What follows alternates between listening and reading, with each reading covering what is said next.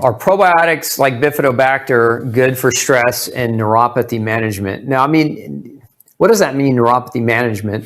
I would really encourage you, instead of thinking about how you can manage the neuropathy, think about why you have the neuropathy. Because managing something for the rest of your life is kind of a daunting thing. It's kind of a hopeless, let's give up because we have to now manage this thing. It'll never heal or repair. I would say the better thing would not be to just take probiotics to try to manage anything. It would be to try to figure out why the neuropathy is there in the first place. If the neuropathy is there because you've got extensive long-term damage from fill in the blank, if it's an autoimmune neuropathy, for example, like MS, and we know that gluten plays a role. We know other food proteins can play a role, particularly we know sugar and we know dairy can play a major role in the contribution to nerve damage. We know that B vitamin deficiencies oftentimes are responsible for a number of different types of neuropathy. B12 deficiency, vitamin B1 deficiency can cause neuropathy.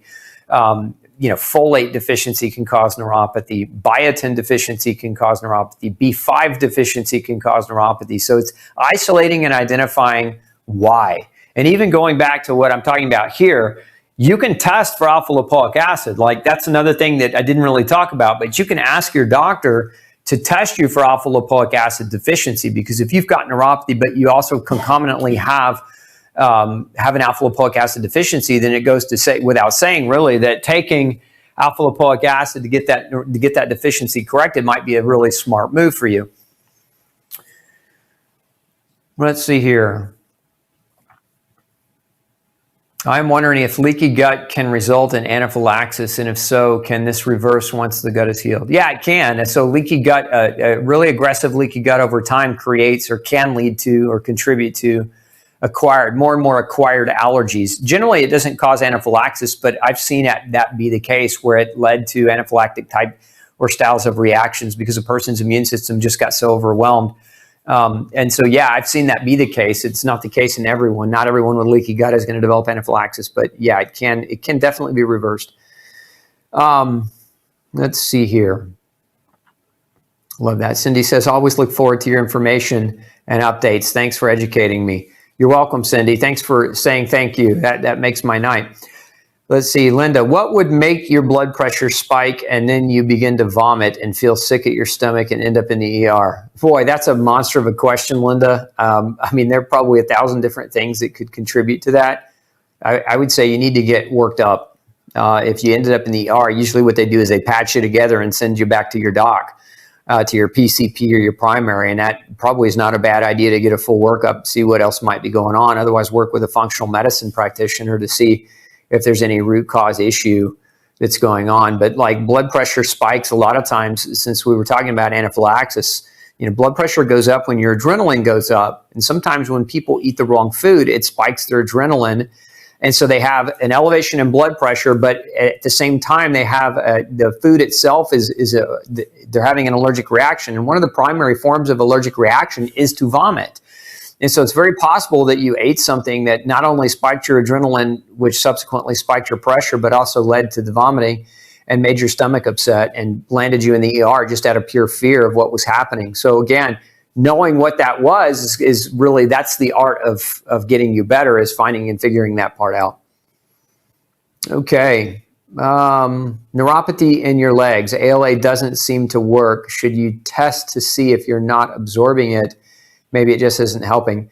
It's a good question, Dave. So there's a lot of, like I said earlier, there's a lot of reasons why a person can have a neuropathy. It doesn't have to just be ALA. So again, this isn't, what I don't want anyone to take across tonight is that if you have neuropathy, that ALA is like the magic treatment or cure-all, because that's not what I'm trying to say. What I'm trying to say is if you have a diabetic neuropathy specifically, there's a lot of research that backs up that diabetic neuropathy can be improved greatly as a result of using alpha lipoic acid, predominantly because its ability to help you control your blood sugar better than what you may be doing it. But if you've got a neuropathy in general, you got to find out where that's coming from. I've seen lots of things cause neuropathy. Certain heavy metals can cause neuropathy. B vitamin deficiencies can cause neuropathy. Eating the wrong food can cause neuropathy. Mold toxicity, mycotoxin toxicity can cause neuropathy. So looking into those different elements would be where I would suggest that you start with your functional medicine doc. And any of you are always welcome to call my office too. We take on a handful of people every year, but you can call my office to get that to figure out if that's a good fit. Let's see here.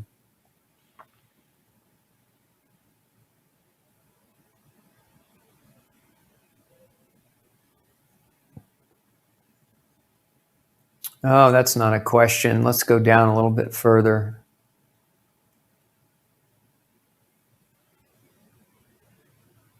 So Angeline wants to know how to take Immune Shield. She purchased that from Gluten Free Society. Not a question about neuropathy, but a simple question to answer. If you bought the pill version, then you're just a kind of a standard amount is 2 caps twice a day. If you bought the powder, then it would be 1 scoop, and there should be a scoop in that bottle, 1 scoop of that powder a day. Now, if you want kind of a more aggressive approach, then it would be 8 pills a day or 2 scoops a day mixed into some type of liquid and drink it.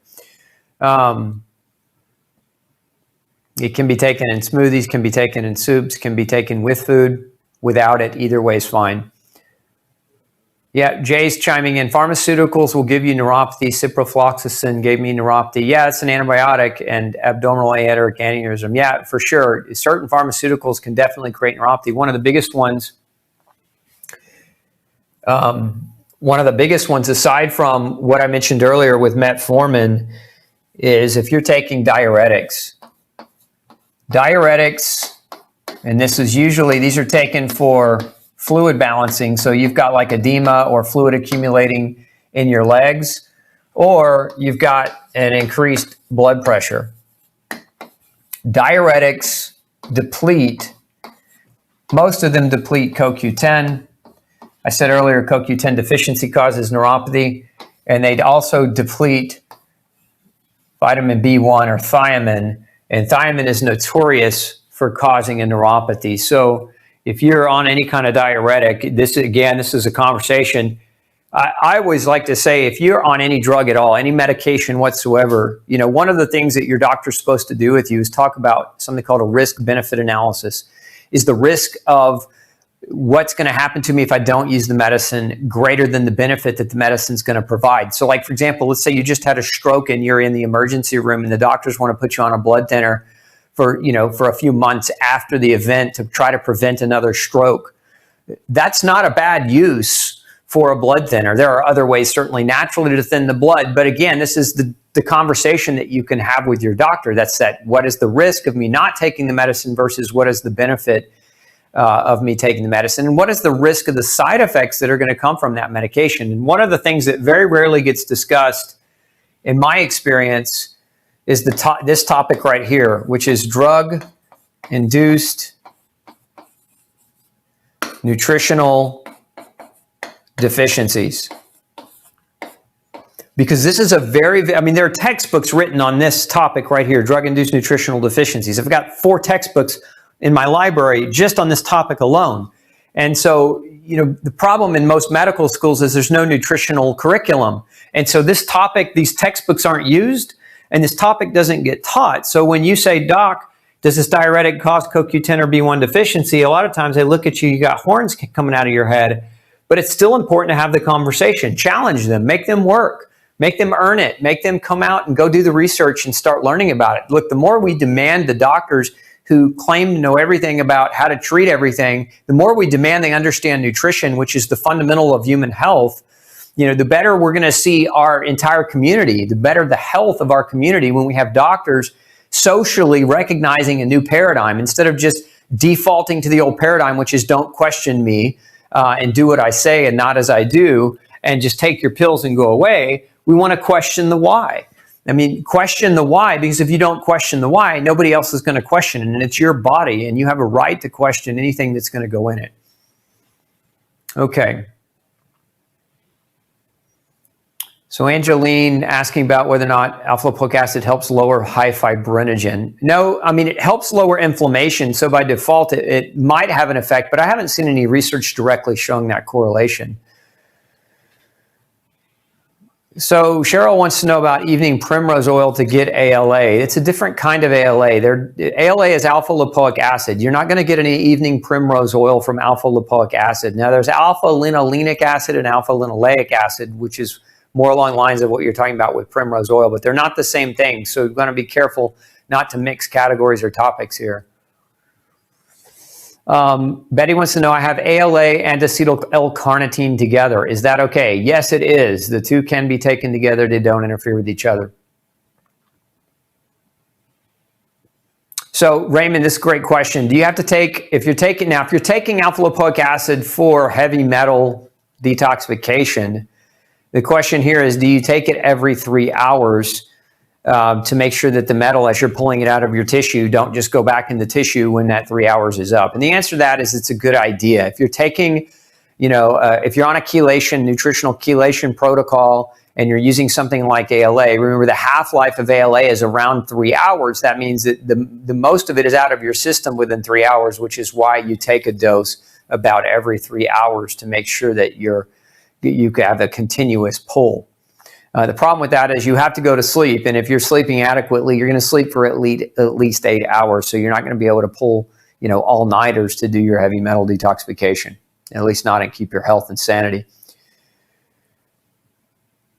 Chris wants to know, I hear exercise with ALA is more effective. It's not that the exercise is more effective, it's that you have better recovery. There's some research that shows that athletes recover better using ALA. Remember, it's a very potent antioxidant.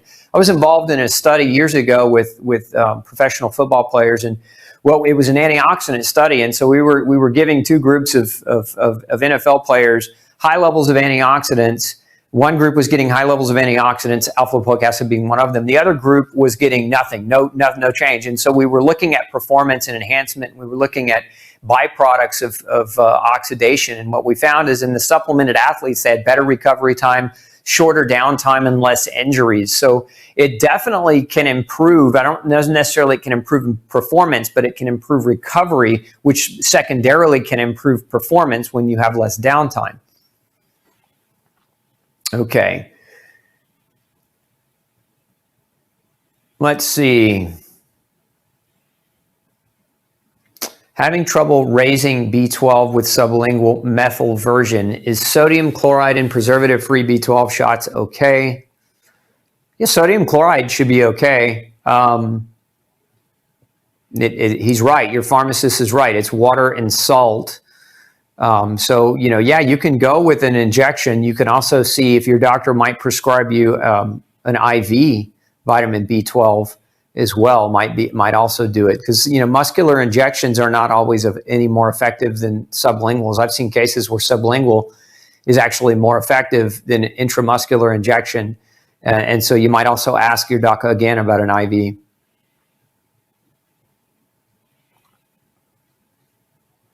So Dickerson, hey doc, he wants to know, can you take alpha lipoic acid with HIV medications? I've never heard you mention HIV meds in any webinar. I'm wondering what is suggested for those on the cocktail, since it's a lifelong requirement to keep the virus at bay. Yes, you can. You can take alpha lipoic acid on the HIV cocktails. The other things that I would suggest nutritionally in the cocktail on the opposite side of the HIV cocktail would be high levels of zinc. Zinc, very, very critical. Protein for HIV. Protein, also very, very critical, very, very necessary to keep the protein levels up. A lot of people are under protein, and that can create problems as well. Yeah, so Lisa wants to know, have you heard anything reliable about using ALA, alpha lipoic acid, for damaged liver? Definitely trust your opinion. Thanks, Lisa. Appreciate your trust.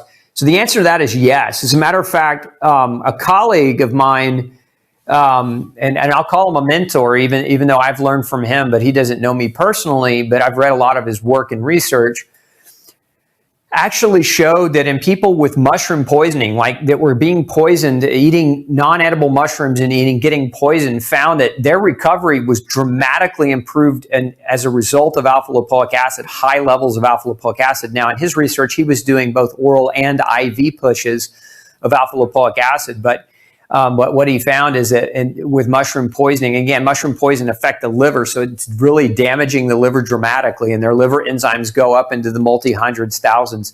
But with alpha lipoic acid, it was found almost like an antidote. So like these people that would have had severe potential long-term liver damage actually recovered as a result of using higher levels of alpha lipoic acid. So if we're talking about damaged liver, if you look at most formulations, most formulations that are designed to support liver health and liver function will have some alpha lipoic acid in them. There's a few kind of common ingredients you'll see in liver formulations for liver support.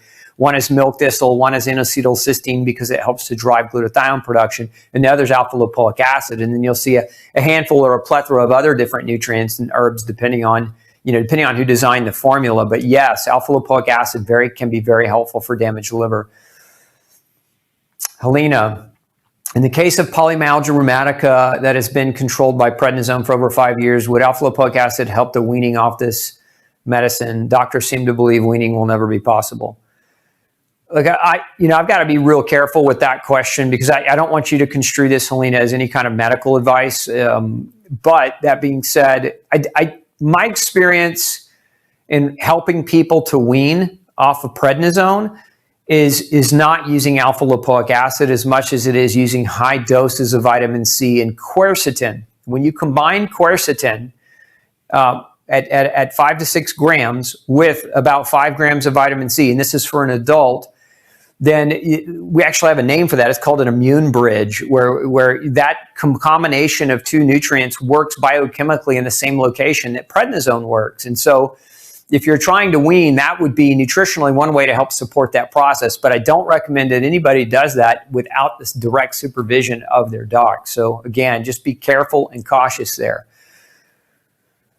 Anne-Marie wants to know, why do I crave sugar when stressed? Because when you're under stress, you don't just make cortisol, you also pump out adrenaline and noradrenaline. And these two neurotransmitters drive the energetics. So they drive the machinery of your body generating more energy, producing more energy, because your body under stress is getting ready to take action. Remember that stress, generally speaking, is supposed to be acute. Humans are we're not designed for chronic years and years and years of stress. We're designed to handle acute stress. When the stress goes away, we kind of rebound. But what happens in modern society is we're under these chronic stress, like the chronic stress of the food that's being poisoned by the farmers. And if you're a farmer, quit using glyphosate, quit using atrazine, figure out a different way, become an innovator in your profession and make it happen in a better way. But we're being poisoned by the food.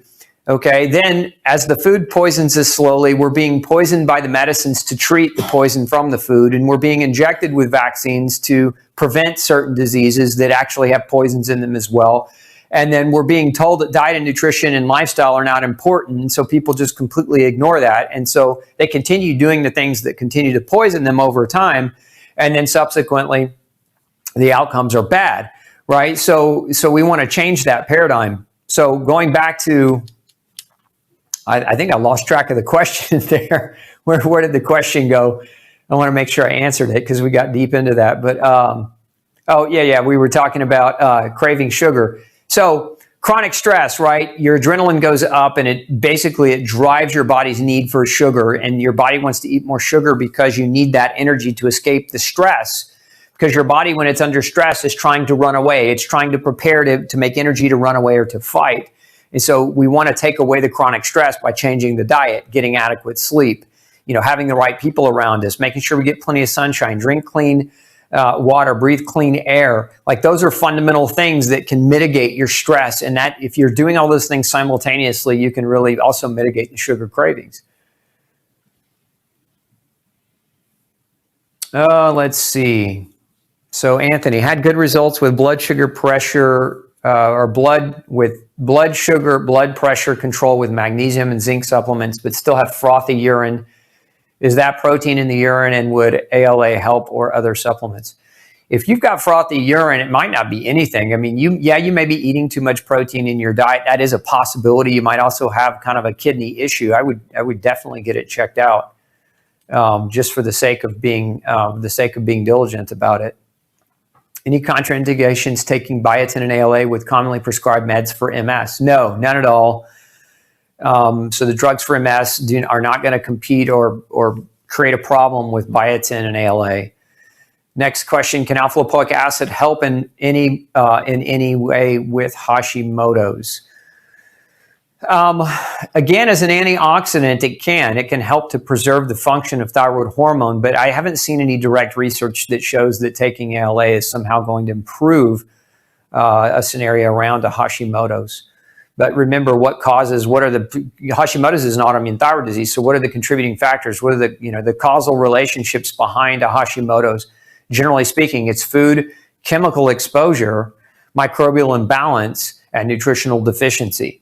So if alpha lipoic acid helps to offset the chemical inflammation as a result of those other four things, then there is a kind of a secondary potential benefit. But again, whether or not you want to justify taking it is another matter.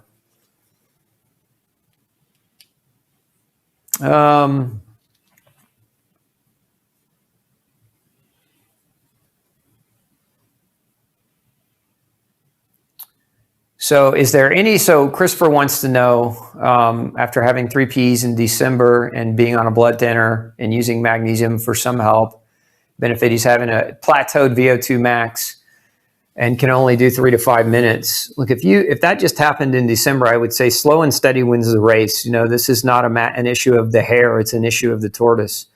But can you supplement additionally with things to help increase your cardiovascular capacity? So if you're talking about increasing your cardiovascular capacity, the question would be what biochemically is going on that's reducing your cardiovascular capacity. So it's not just an issue of here, take this, cocktail of different things.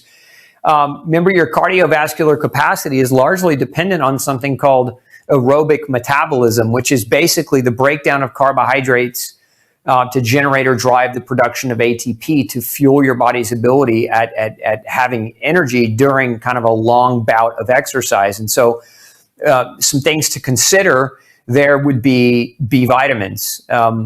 B vitamins, very, very important for the breakdown of carbohydrate in the utilization and getting to the ATP or to the energy process, especially vitamin B1 and vitamin B5.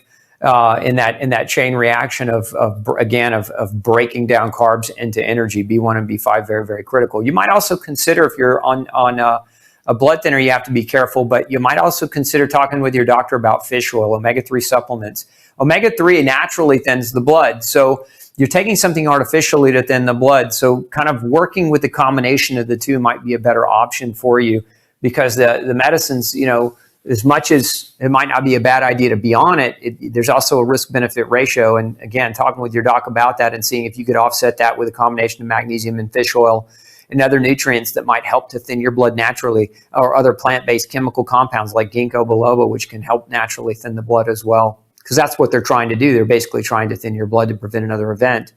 And so, some doctors will tell you to take aspirin, and because aspirin also thins the blood. White willow bark thins the blood. So there are a lot of natural elements to bring up to your doc and talk with them about.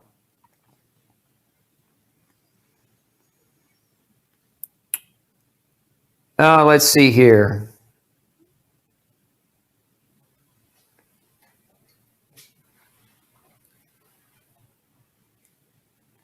So Chester wants to know, his mom is on multiple meds. She's got vomiting, and she's got what her doctor's calling heartburn, and wants to put her on Prilosec. She's got neuropathy as well, and she's on, I think it says heat meds, but I'm going to assume you mean heart meds. It depends on the heart meds. If you can chime in on what heart meds, I can give you a better answer about whether or not those medicines are contributing to kind of creating her neuropathy. Next question, is alpha lipoic acid available on our website? It is. Actually, we have a product called Alpha Max that you can check out. I don't know if we put a link up in the feed or not already, but if not, it'll go up in there and you can check it out. Let's see.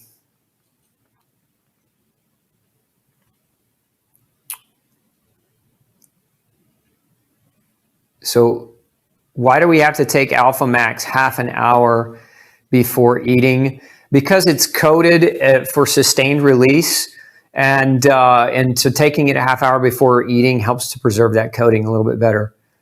How to use ALA to chelate aluminum? It's not really designed to chelate aluminum. The best thing to chelate aluminum is a mixture of silicate and probably DMSA, which you'll have to talk to a doc because that has to be prescribed.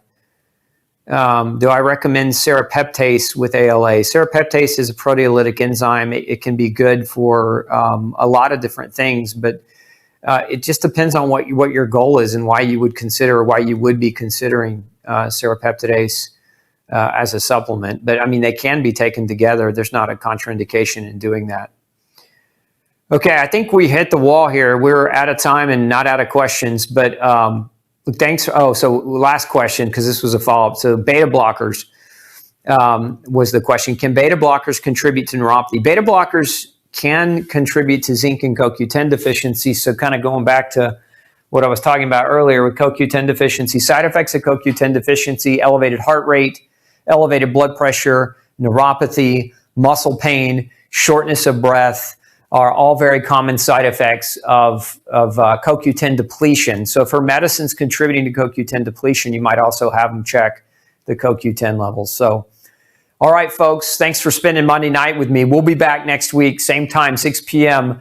for another episode of Pick Dr. Osborne's Brain. Bring me your toughest health questions. If you want to get those questions in early, don't hesitate to email us. We're at glutenology@gmail.com. Also, make sure you come over and visit me at glutenfreesociety.org. It's our foundation. If you're not already on our newsletter, we have the world's largest gluten-free newsletter, and make sure you sign up for that. I'll send you a bunch of free gifts in your email inbox on how to navigate the gluten-free diet and how to do better with your diet and lifestyle to overcome chronic degenerative autoimmune problems. So don't forget to take advantage of that resource. Also, make sure you subscribe to our channel. If you're not already, we'll send you updates when we have new videos being published several times a week.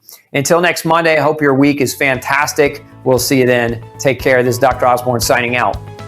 Hey, if you've got a functional medicine or health question that you'd like me to answer for you, make sure you send me an email, glutenology@gmail.com, and we'll do our best to create a video answer just for you. Have a great day.